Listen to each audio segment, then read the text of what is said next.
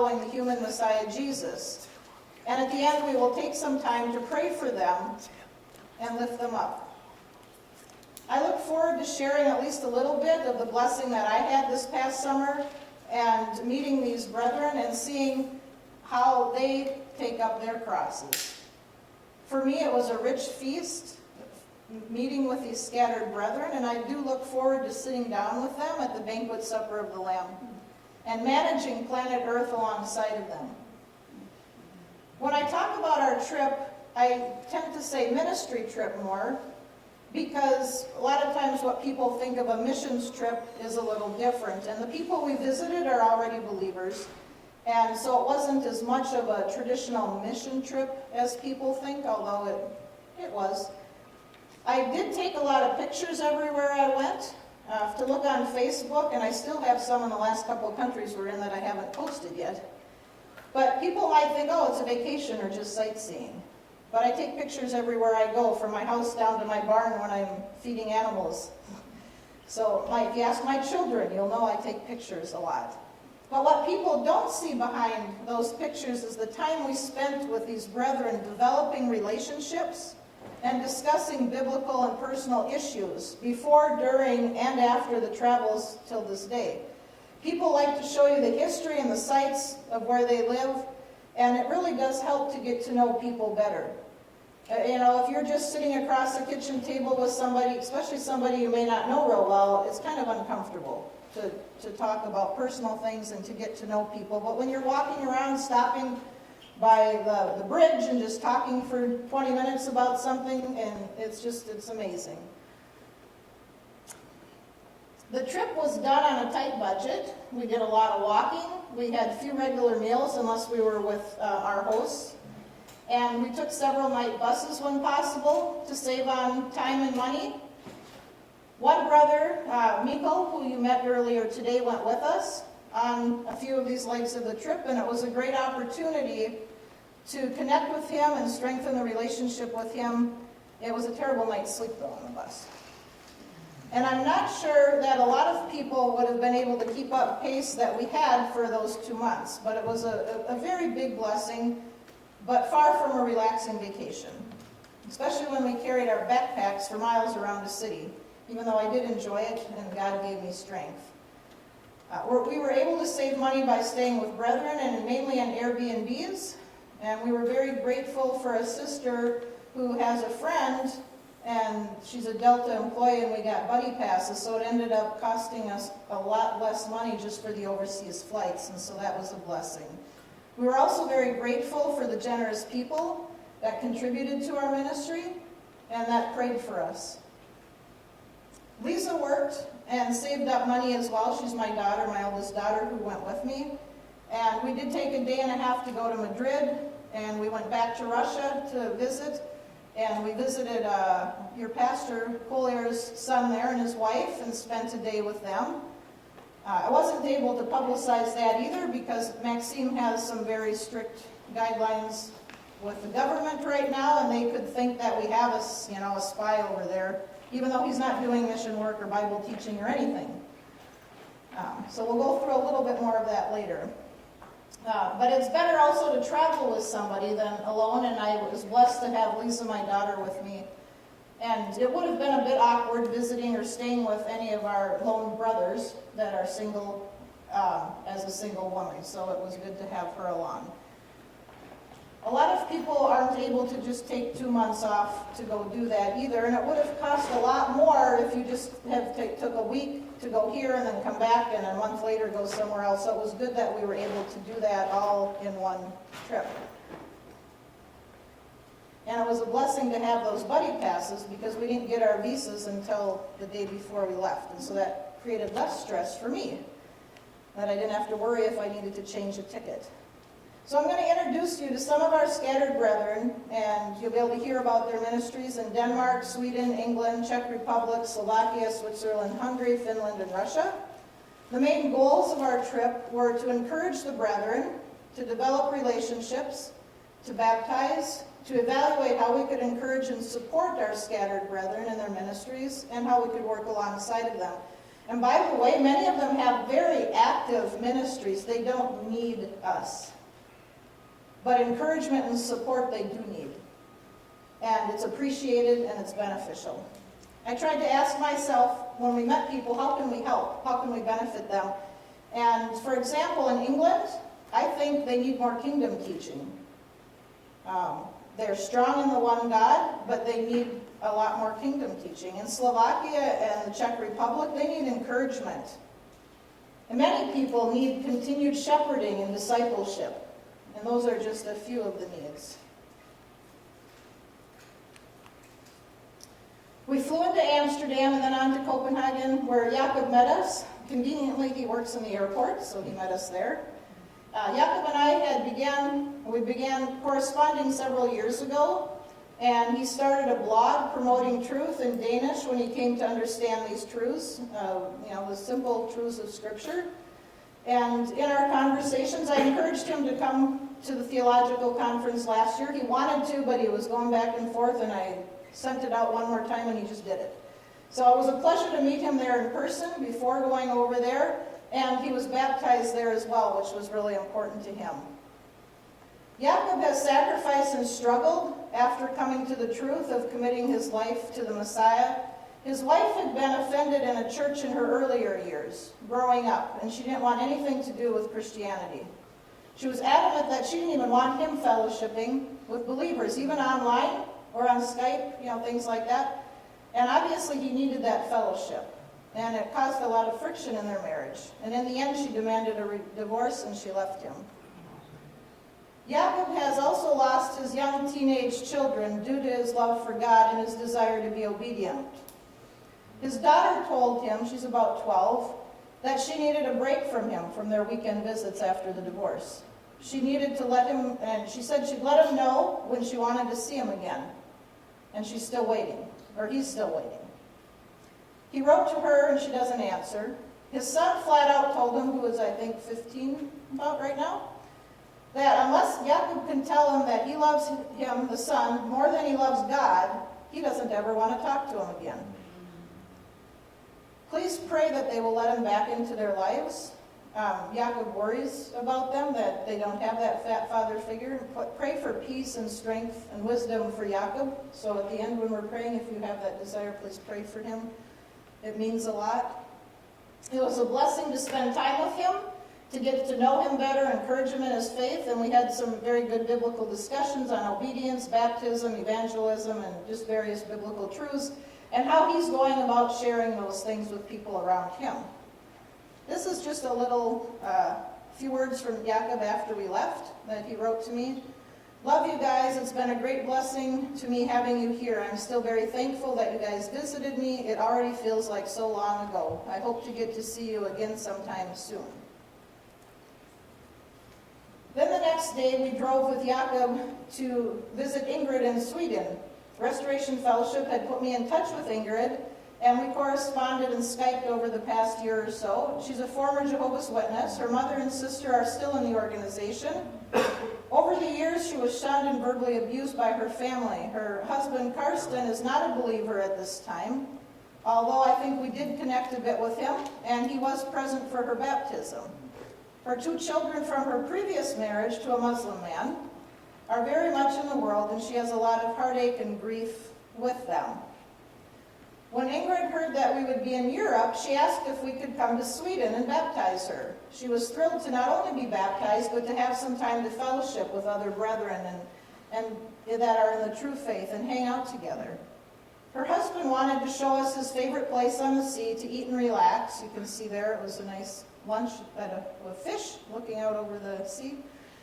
We also went to a castle where Ingrid's great-grandmother had been a servant, and her grandmother was brought up there. So this history is tied into her life, and they want to share that.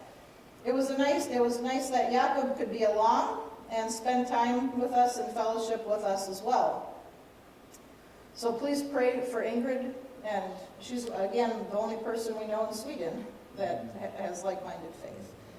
A few words from Ingrid were, I was blessed having you here. I will never forget. I am so glad that we met and we will meet again. I wish we could have talked more while you were here. Too little time. And then after a few days, we went back to Copenhagen, and then we flew to London from there. In London, we stayed with John Aston and his wife Anastasia. It was interesting how I got connected with John. I was talking to Anthony Buzzard on a phone after a theological conference years ago and shared the need that we needed someone to baptize Maxime. He wanted to be baptized. And he said, oh, I'm sitting here with John. His wife is from Russia, and they're going to be visiting Russia later in the year. And this, too, was a sacrifice for John and his family. They traveled a great distance with little children, to Omsk, so that they could spend one day, wasn't even a full day, I don't think, with Maxime to baptize him. And imagine being asked to do that on your family vacation, and especially if your wife is not a believer. But they were willing to do that. So John became a special brother for both Maxime and myself, and we keep in touch with him by Skyping throughout the year, and Maxime has such a passion and a heart for John because he sees that John is a lone believer and needs encouragement, and he wants to keep him in the truth and with loving that, which is amazing. Unfortunately, as I mentioned, his wife is not a believer, and John asked us to try to talk to her and bring up biblical discussion as we could. It was nice visiting, and we did connect a little bit. Unfortunately, she's very much in the world, and as John told us that. And I hope to stay in touch with her a bit on Facebook as we can, and he asked us to pray for her as well. While in London, John arranged for a fellowship with various believers around London. It was a great evening talking and fellowshipping together, and what was interesting is that group had never been together as a whole group. John had met with this person and maybe that person together and with that person, but none of them, and those people had met with those people, but none of them had all just come together and fellowship, and they're like, wow, this is great, we should have done it sooner.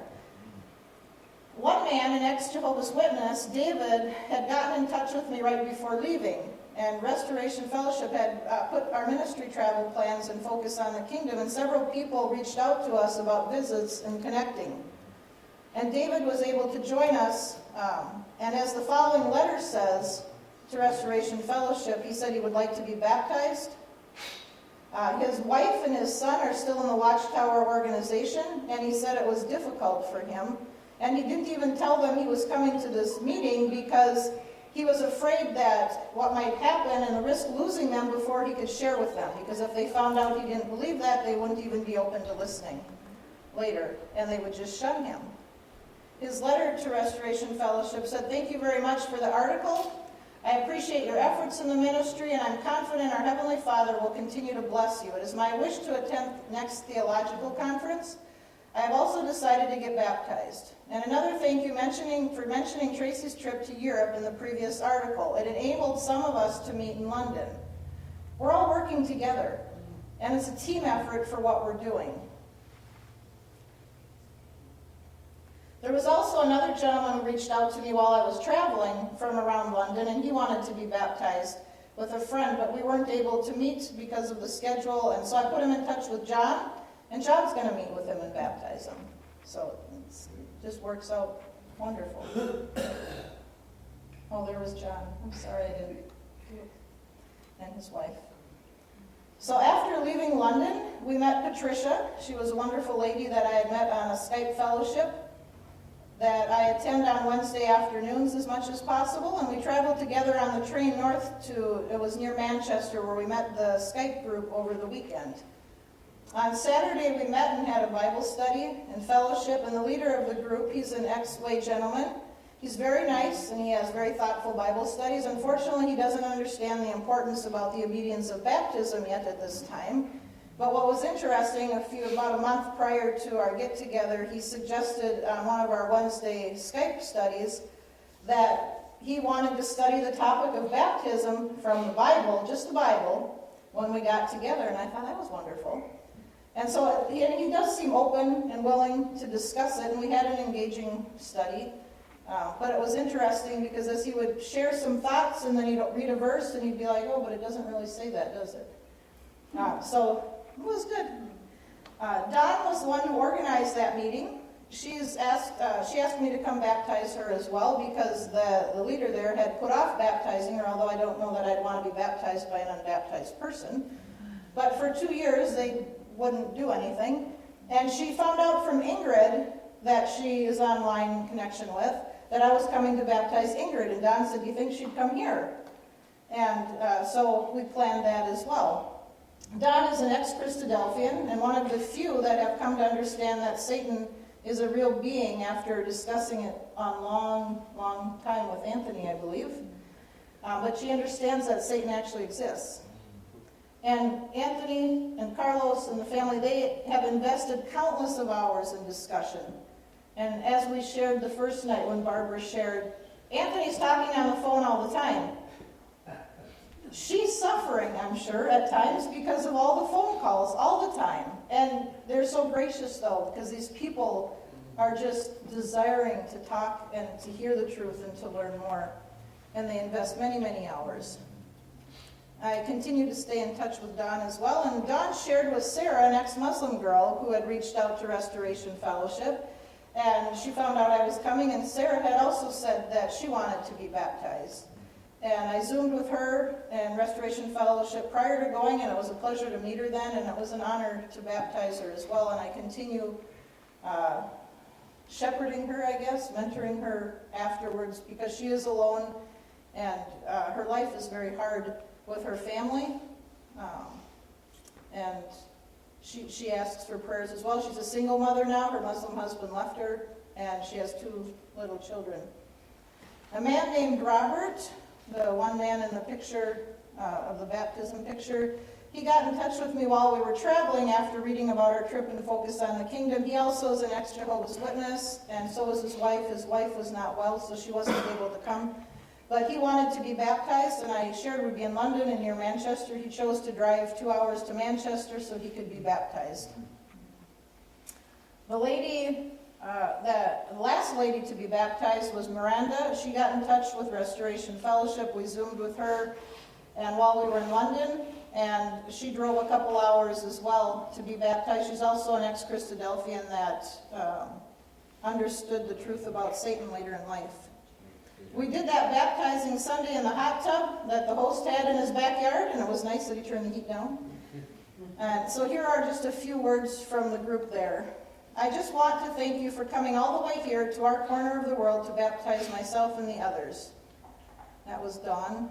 Sarah commented, what's ironic as well to me is that Muslim evangelists also target Christians who have become disillusioned with the Trinity as potential converts to Islam. Muslims have the mindset that they can easily absorb and win over any Christian that doesn't believe in the Trinity. I doubt that most Muslims have had many encounters with biblical Unitarians. So to whose shame is that?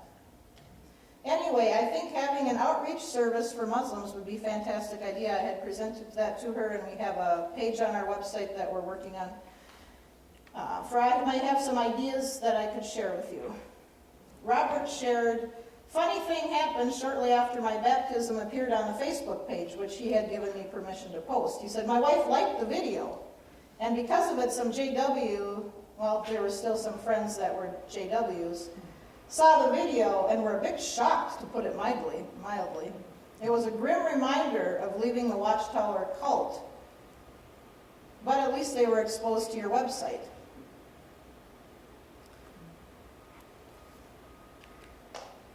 Sunday evening, after the service and baptisms, we went to the airport and flew to Prague. The next day, we walked around the city with our backpacks until 2 p.m., where we met with a group of believers that Mikkel had organized when he found out that I would be in Europe. I met Mikkel 2 years ago at Theological Conference, and he had reached out to me to ask if we could meet in Prague when he heard about the trip, because he wanted to organize people there, and there were some people that he wanted to meet with that he hadn't met with yet.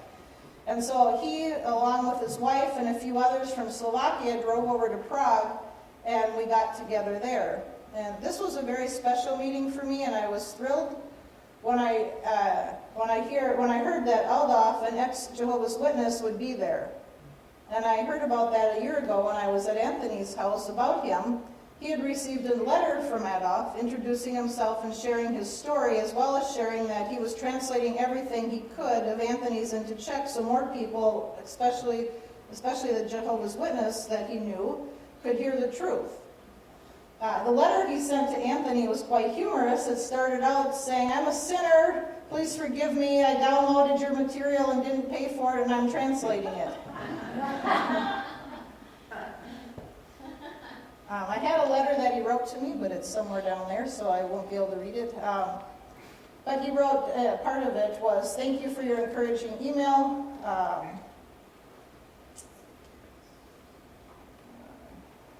He at the end ended it, "I cordially greet you and wish the mission conference to be successful. Thank you again for your kind words." In the letter he had shared how his heart had really connected, and I wish I had the letter to read to you, maybe share later. But I felt that same way when I first read the letter at Anthony's. I felt a connection with him, and I really hoped that I could meet him, and I was disappointed that I didn't think I would be able to, because at first he wasn't going to be at the meeting. But we had a really nice day with them, and in his letter he wrote, he's apologizing because they took us all the way up this huge hill because it had the best view of the city, and he was huffing and puffing too, and he said, "My best youth days are behind me," and I was quite tired, and I apologized. But we had the opportunity to talk. He reads English much better than he speaks, and he really didn't speak really, real good English, and I said, "Well, do you speak Russian?" And he said, "Yes," and so we spoke Russian. His Russian was better than his English, although it was not fluent, but it was very good. And it was just a thrill talking to him, and he was, just beaming. It was like talking to a father, and it was such a blessing. I was encouraged by several other brethren that day too. One of them is Jan. He reached out to me prior to receiving with a bunch of questions about my work in Russia, and he was from Slovakia as well. He was a pastor at the church there where they were kicked out of. Mikkel and his wife, and Jan and his wife, and another family, and then Daniel, a brother that's in the picture there. And that church had been studying about the one God, and for quite a while, but then the other pastors and elders finally said, "That's it. We're believing the Trinity." And so they kicked them all out pretty much. "You can come if you want, but you can't do this, you can't do that, you can't do that." So they all left. Well, Jan's wife, she grew up there. I mean, can you imagine? A lot of you may know, too, if you've been, you've left the church, your friends, your family are all there. And they told her, "If you want to come, you're going to have to get up and verbally say that he's a heretic." And so, pray for them as well, and for Jan as he finds other work and is able to continue ministering in some way. Mikkel's wife, Ivana, like I mentioned, she came. Please pray for her. As I mentioned earlier, my heart just went to her. I just felt a real connection with her. And later after we left, she wrote and shared the same thing with me. And as we traveled around with Mikkel, he had shared some things and I was sharing other things. And he just said, "You really need to be in touch with my wife. She really needs encouragement and fellowship." And so that just encouraged me what I was already feeling about that. So then later that evening, they went home and Mikkel came with us and we took an overnight bus to Zurich. And when we arrived there in the morning, we walked around the city until Alexander got off the train, or got off his work, and we met at the train station. And I had met him the previous year as well at Theological Conference. And it was a pleasure to meet his wife, Branka, and their children. They're an amazing family who are investing in making the truths of Scripture available to interested people that are searching. They use their own money to translate and print books. He travels to nearby countries and cities to visit people. He studies with people. They invite people into their home, and they're willing to sit there and answer questions as long as people are asking. They also have a home fellowship that meets once or twice a month as well. And when we were there, you can see Mikkel with his phone. We were Skyping with Anthony there, and they enjoyed a good talk when we were all there. When we returned to Zurich, and then in the evening we took a bus to Budapest, or Budapest as it's supposed to be called. It was a blessing to spend that time, like I mentioned, with Miko, getting to know his heart for ministry, and again, confirming the relationship building with his wife. When we arrived in Hungary in the morning, Miklos met us, and we spent the day walking around Budapest and engaged in good biblical conversation with him. You can see Miko with him there with his phone out. We went to breakfast right away, and he got right into it. He wanted to talk to him and, just really biblical things. He shared his journey of faith. He's an ex-Jehovah's Witness. He's a young man. As you can see, his wife left him. She hasn't talked to him. And he's trying to create a new life for himself now that he's out from under the control of the organization. And it was wonderful that Miko could be with us and encourage him in his faith, and I'm glad that they're sort of close so that they can stay in touch, and they have been. About a year ago, I had Zoomed again with Carlos and Anthony with Miklos, and they had shared originally a Zoom that they had done with him, and my heart just really went out to him listening to him, and you could really tell that he was hurting, and just a lot of these people are just not mentally well after a lot of the things they go through. And I reached out to him when I knew we were coming. I said, hey, we could come by if you'd like for a day or two. And he said enthusiastically, oh, I'd love that, come by. And so after spending that time with him, he had written it as well. It was a wonderful day today. I was happy to have spent it with you all. Thank you for your support, and I enjoyed your company. His parents are still in the organization, and he doesn't want to jeopardize that relationship because he feels his son should take care of his parents, and so he hasn't made a declaration to the organization. But his story is still unfolding, and he does hope to come to theological conference next year, and he said he was very much considering baptism. So I only have one picture here of Jukka in Finland. He had gotten in touch with me, I think right before I left. He was sick, and his wife got in touch with me that her husband really wanted to meet. And getting that one picture was like pulling teeth. So I just put a picture in with us with our backpacks. See how we traveled. God had his hand in this meeting. I didn't know where I was going to be leaving from when we were in St. Petersburg to go to Warsaw, and at the last minute I decided we'd drive to Finland with some friends and fly out of there since the flight was cheaper. It was awful. I'd rather pay $50 more and not do that again on that airline.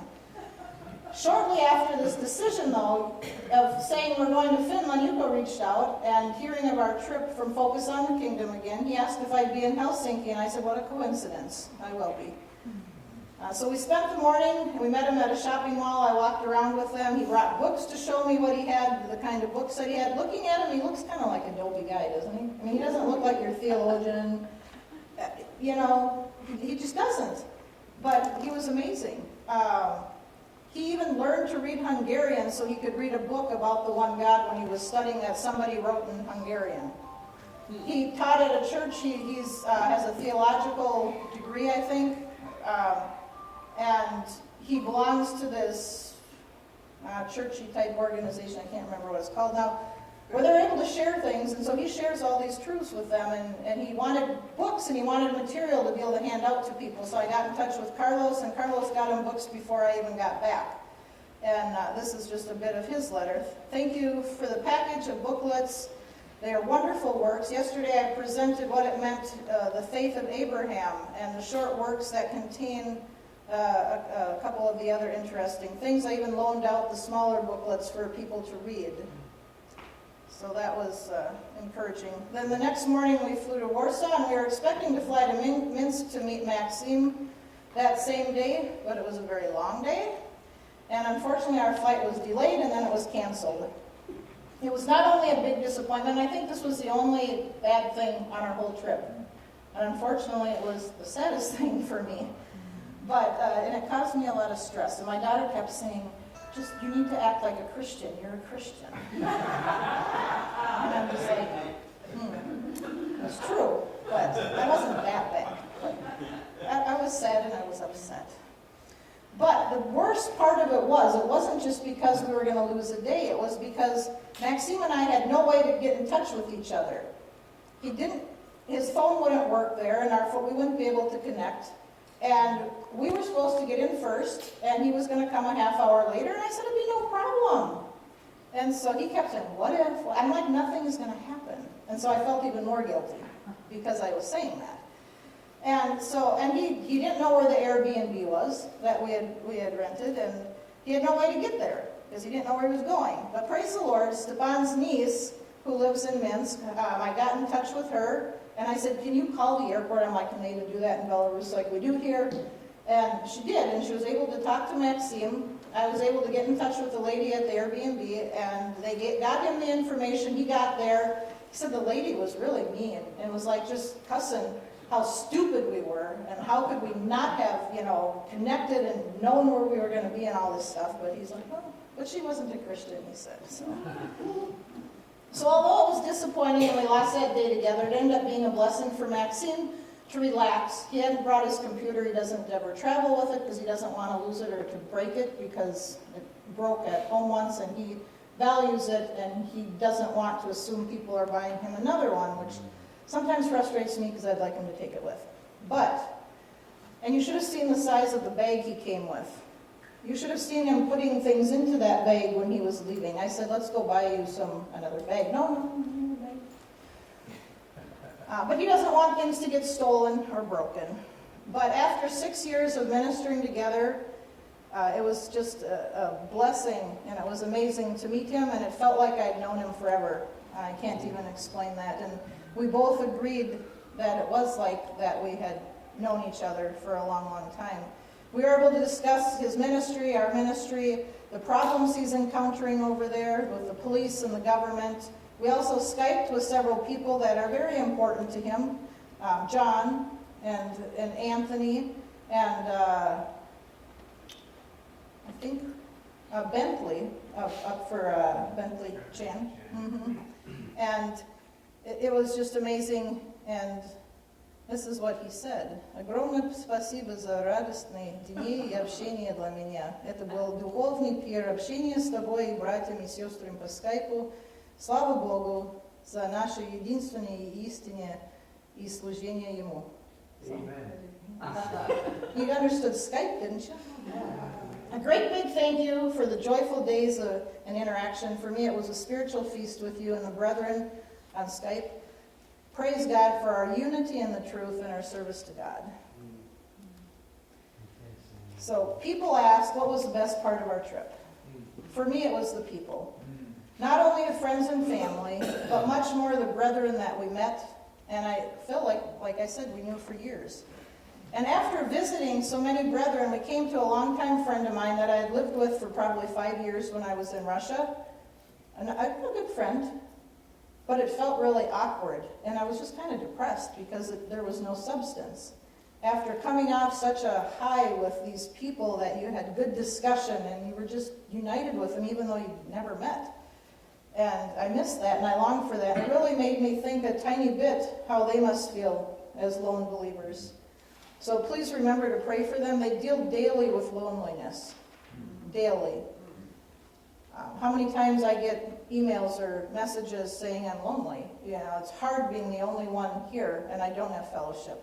They hunger and thirst for that fellowship and a way to share the life-giving truths that they found. They want to share it. They don't want to just keep it. And so my ministry does continue in Russia and Sweden and England and Denmark and Czech Republic and Slovakia. It's gotten bigger since going. Hungary. Pakistan a little bit, India a bit, with Majo. By encouraging them and admonishing them, counseling them, teaching the truth and in prayer. And it's a lot of work and it takes a lot of time. And it is a great joy and a privilege, though, as we discussed earlier. And I consider it an honor and a blessing to serve God and these precious brethren in their kingdom work and in their lives. And I do thank everyone who helps make that possible. So thank you.